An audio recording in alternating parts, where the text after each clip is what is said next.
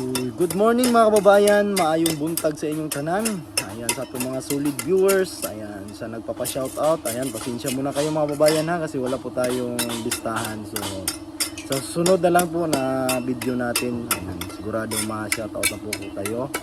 At ngayong araw, magpapatuloy po kami ni Bitoy Daily Mix Vlog. Ayan, so tatapusin namin to dito kasi hindi pa ito natapos talaga. At plastering pa at saka itong sa pinaka-step niya. Yan, maraming salamat mga kababayan sa palagi ninyong pagsubaybay, pagsuporta ng Bitoy Daily Mix Vlog at sa aking channel. Ayan, maraming salamat din sa mga patuloy nag-subscribe. So ayan, sa hindi pa naka-subscribe, ayan, paki-subscribe na po ng aking channel ng PB Team Panday mga kababayan para abot tayo ng 100k. Pag abot tayo ng 100,000 mga kababayan ay mag-new look po tayo. So maraming salamat talaga sa inyong pagsuporta at sa lalo po kay Sir Paul sa palaging napakabait. So sa mga lahat ng PB Team, ayan, maraming salamat po sa inyong lahat at naging bahagi tayo, naging parte tayo ng Pugong Biyaheros. Maraming salamat talaga at sa mga suporta ng ating mga kababayan na lagi nag-aabang ng PB Team House. Ayan, sana po nandyan pa rin kayo kahit wala na tayo dito sa paggawa ng PB Team House, ay palagi pa rin kayo manonood ng ating mga video. At sakaling wala na tayong sasama tayo kay Sir Paul kung sasama tayo niya sa mga misyon doon sa kabundukan. So ayan, maraming salamat talaga mga babayan.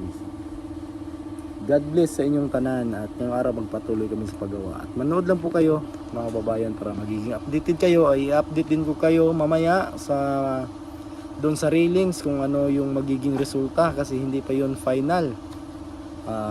May mas magaganda pa doon, igaganda pa pala. So yun lang at manood lang kayo sa aming video ngayong araw, pati kay Bitoy Daily Mix Vlog, manood din kayo sa mga ginagawa niya. So kanya-kanya kasi kami ng gawain ngayon mga babayan.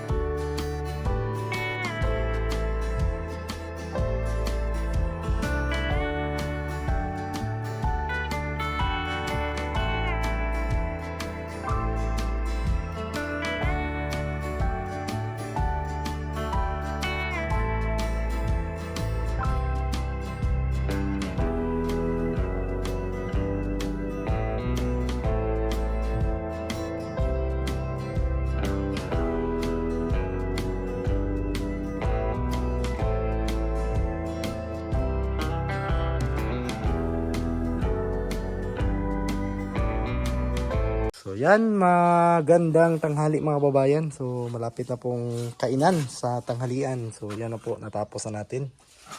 Napalitadahan yung mga gilid. So yan na po yung resulta. Pero hindi pa natin nalinisan mga babayan ng todo-todong linis. Ayan o, ano pa yan, punasan lang natin ng foam. So yan. So itong lupa na ito, kukunin natin to. Kasi itong mga lupa na ito ay ano to, galing po ito sa dyan sa may kwarto, yung paghukay. So tatapon natin yan doon para magiging ganito po yung forma niya sa bandang gilid. Yan. At least naman kung uulan, maglagay tayo dito ng kunting labasan ng tubig galing doon. Kasi dito ifo-flooring pa to na dito ngayon. So dito may harang din to, hollow blocks. Para yung tubig galing doon ay papunta doon sa bandang may septic, gilid ng septic dadaan. So yan po yung resulta. Yung mga nilagay natin dito is yung mga biyak-biyak na tiles. So yan. Bali yung step niya mga kababayan is 30 po yung lapad niya at yung riser niya, yung height niya is 12 cm lang po para hindi masakit sa tuhod at tamang-tama din sa pagdating ng landing doon. Kasi yan lang po yung nakuha natin sa pagli-layout. So yun lang yung sinusunod natin. So dito si Bitoy, ayan, tapos na rin nag-tiles. So pasensya na po kayo kung ayan yung kulay dyan ay iba. At yung mga tira-tirang tiles po ito, sayang naman kung hindi gagamitin. So hindi naman siya pangit tingnan, hindi naman siya tawag doon, Naka-distract. oh, hindi naman siya naka-distract. So ayan po yung galing ka doon, aakyat ka dito, tapos landing dito, aakyat ka na papuntang sa loob. So napaka husay ang idea ito. Kukunin pa natin itong lupa na konti dito para hindi pupunta yung tubig doon pag umuulan, kasi pa-slope kasi ito dito. Kung hindi sana to pa-slope, maganda siguro, mas maganda pa. Dito pa rin. At ito na lang dalawang pintuan yung kailangan niyang tapusin. At nagmamasilya, namasalihan yung may mga butas-butas na maliliit, yung kinain ng bukbok. So yan yun, nalihan na po siya. At pagkatapos nito sanding sealer, kuanan bitong. So akyat tayo sa taas, at tingnan natin yung gawa ng ating pintor na banggiitan. Yung tawag doon, yung pintor natin. So ayan, patuloy pa rin si Uncle dito sa pag gawa. So ayan, tapkutan na Nicole, wala pa. Ayan, ayan o, na ano na niya dito pala. Ayan o, pag nandito na lang sa gilid side, na lang po yung hinahaspi niya. Ayan lang po, brass at saka biskuton yung gamit. Grabe yung talent ni Uncle. Dugan na kay Nicole, mga pila na katuig. 90s pa. Grabe dugayan na 90s, wala pa man kuy kuha na. Pagka tao? Ataw na ko. 80 man ko na tao, 89. Furniture mo ko dati. Furniture mo ding hawd kay kani. Nakabalo ko sa mga kahoy. So gusto mo kahoy, magkuno. Kaya ni mo buhaton. Yakal. Oh, sige. Baloy. Grabe no. Grabe talaga yung talent mo. Pero sa pagpanday, Wala ka diya. sa talagang pintor lang. Pintura. Wapo na yun, ani gusto ko matuto nito kasi magaan lang ba no? Sugaw lang sa kamo. Gaan, tapos ka sa landong. Grabe yung dark pa na to Kol. Tama na ni. Dark magani. Ay dark pa dahil ni. Usbon pa ni siya. Kulo. Kuluran na lang siya glain. Smooth pa ko ani. Yan na kulo. Kulo pula. Kung kwa ni. Magani. Pantay na gid siya ani. Di po tama. Tama rapod. Kaya pangit na siya, magpantay na siya. Tama no. Di na, wala na siya design. Pinilight mo din siya, dark diri. Light dito. Tamit na siya, pula. Grabe yung This one, gapon siya. talent ni Uncle, mga kababayan. Hindi basta-basta, hindi ko kaya ang talent niya. Magaling. Sana maano natin to, matutunan natin to balang araw. Paggawa ng ganito. Lalo namin mga rest house. Rest house, no? Ang mga rest house ng mga swimming pool, yung mga kana lagi lang huli mo na ko. Nga na ako. Nakada ko ng huli. Himuon ni mo kahoy. Oh. Tanga na kung kuhan yun. Kung sa kadako ng kuhan, 2 by size, anak, tape nga nimo. Pagkuha lagi nga, mga tablon. Mura lagi siya kahoy. Mura lagi siya ka ng kahoy yun nga, ginabas. Mga rin pinaka. 2 for size. Iba yung ano, talent. Lahi itong talent ni mo yun. Di man tanang pintor, ani nga, kabalo, ani. Lisod ni. Mori ko kalisod. Dili man tanang pintor yun nga, ano, sweeto kayo, ani. Muha mo yung memory lang god. Hindi man ingo na sudukon. Wala kay gisundugan. Muha lang yung god. Gusto mo Kasi gusto ni mga porma sa kahoy, no, mga grano. Kay mga idea. dili ni ingo ko. Butang lang ko. Pugis pugi ka nang kuan kayo. Ganun kay mga bukod kuan, mga reality na dito butang. Ayan, no. Napakaganda na. Mag-match na po to siya dito. Kasi, oh, ayan, oh. Tingnan nyo mga kababayan. Parang totoong kahoy talaga. So, oh. Ang ganda. At ang gumawa si Uncle. Ayan. Taga Davao City Link din to. Kung gusto nyo pong magpaganito sa bahay nyo, ayan, kontakin nyo lang po ako kasi nandito sa taga Davao nating mga viewers. Ayan, taga Davao lang po ito si Uncle sa ano, Buhangin. Buhangin niya ko, no? Sa Buhangin. So, ayan. Yan po yung gawa niya. Ayan. Lalong-lalo na po sa personal. Maganda po sa tingnan sa personal. So, ito pong talent ito ay gusto kong matutunan. Ang hingi ako kay Uncle ng mga idea nito kung paano yung mga materyales, anong gagamitin. Yun po yung una-unahin ko. Tsaka na po itong paghaspi-haspi na to. Importante yung materyales, alam natin kung anong materyales yung gagamitin para hindi tayo malito. Yan. Ganda na. Ito, black lang to. Black. Black. Pangit na siya, masubra na po dyan. Kana ka rin. Over design. Na design. Ayan. Itom na siya. Pati kini, galing mahulog yung frame. Kana ito. Itom, isa to, attract na.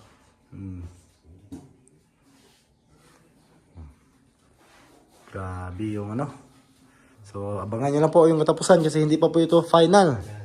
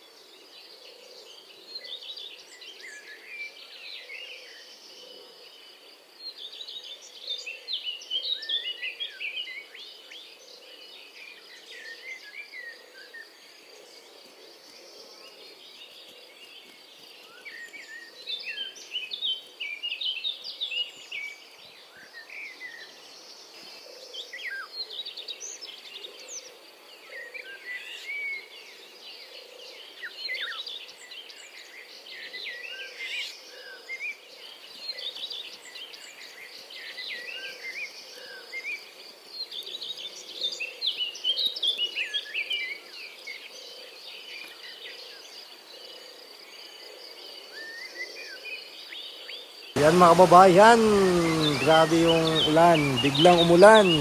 Ayan. Ayan ba? Ayan, ano natin, stairs.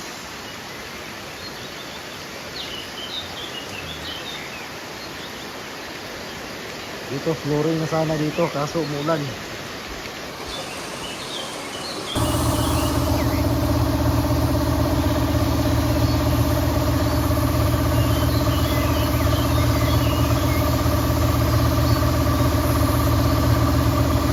Ayan na po mga kababayan, tapos na po dito.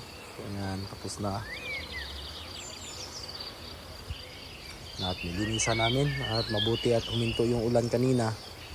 At nakapag-flooring tayo doon. So, may canopy pa tayong gagawin dyan para yung pintuan ay hindi makapasok yung tubig. So, dito ayan. Kulang na lang po dyan i-skim coat natin para makapag ano na din, pintura. So dito, ayan, pwede nang maapakan. So ayan, nakapag flooring at dyan sa may ibabaw ng sa itaas ng septic, nilinis natin yung mga kalat dyan. Itong lupa na ito, kukunin natin to at ilalagay natin dito sa may harapan para dito maganda na po siya tignan. Ayan o, nakabundok-bundo pa yung tawag dyan, parang bulubundukin pa. Kailangan natin tanggalin yan para presentable po tingnan. So ilagay natin dito kasi kulang pa po ito ng lupa dito. So dito naman check natin yung mga nagawa ng ating mga pintor. So ayan na po yung nangyari. Kulang pa po ito sa top coat. So yung balik kulay niya naging dark na po siya. Ayan, pero kita pa naman yung haspi na ginagawa nila. So yan, parang magkuno daw na kahoy yung tawag nito. So pag sa malayo, titingnan mo sa malayo, hindi mo siya makikita yung haspi niya. Pero pag lapitan mo siya, ayan, kita mo yung mga detalye ng pagkahaspi. So paganda na po siya mga kababayan, pati dito sa baba. Kulang na lang nito is yung top coat. Tatapkutan pa po ito. Hindi pa nila natapos. So yan. Yan po yung haspi na ginawa. Ito din, isasali natin to. So konting kimbot na lang. Ayan. Yan na po yung kinalalabasan. So dandahan lang po tayo dito kasi yung mga finish talaga matagal, medyo matagalan tayo dito.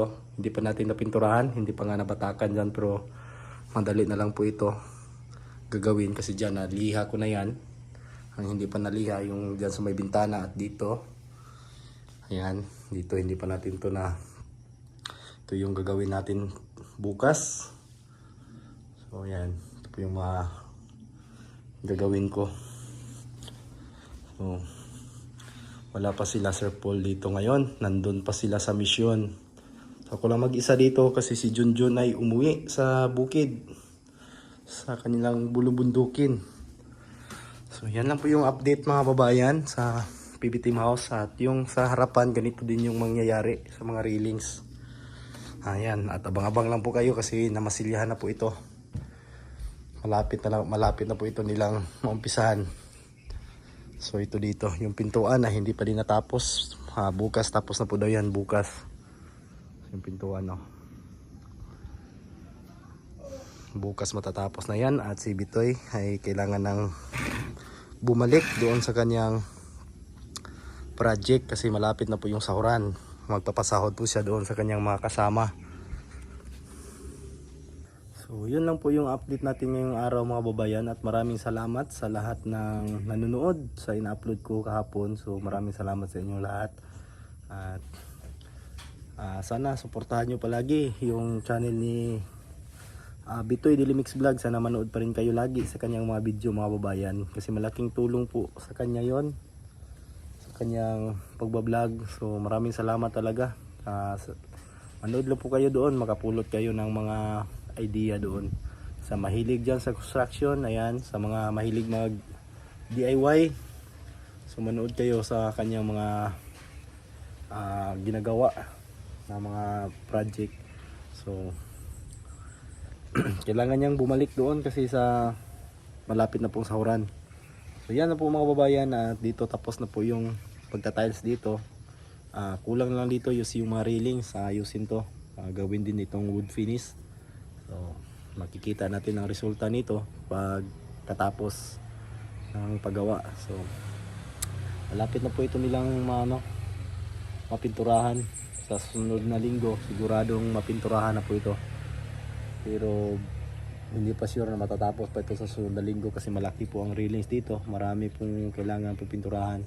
So yun lang po mga kababayan yung update natin, at magandang araw sa inyong lahat, at thank you sa palaging panunod, at God bless, amping mo tanan.